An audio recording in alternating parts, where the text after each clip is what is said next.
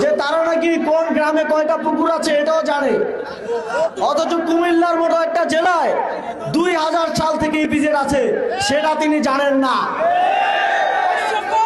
তাদের প্রতি আমাদের আহ্বান থাকবে, আপনারা 17 বছর লন্ডনে ছিলেন, আগে বাসের ভিতর থেকে নামুন এবং বাংলাদেশের অলিগলি রাস্তাঘাটে একটু হেঁটে দেখেন, বাংলাদেশকে আগে চিনেন।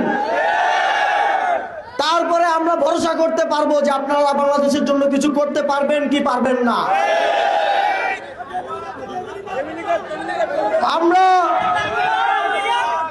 প্রত্যন্ত অঞ্চলের অলিগলি থেকে উঠে আসা নেতৃত্ব,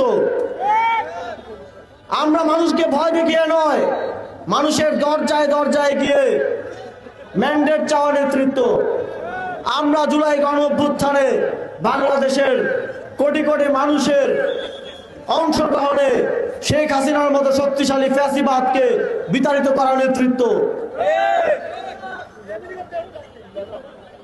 আমরা তাদের মতো বিভিন্ন আজগুবে বক্তব্য, আজগুবে বিভিন্ন ফ্যান্টাসি টক দিয়ে বাংলাদেশের মানুষকে বিভ্রান্ত করতে চাই না।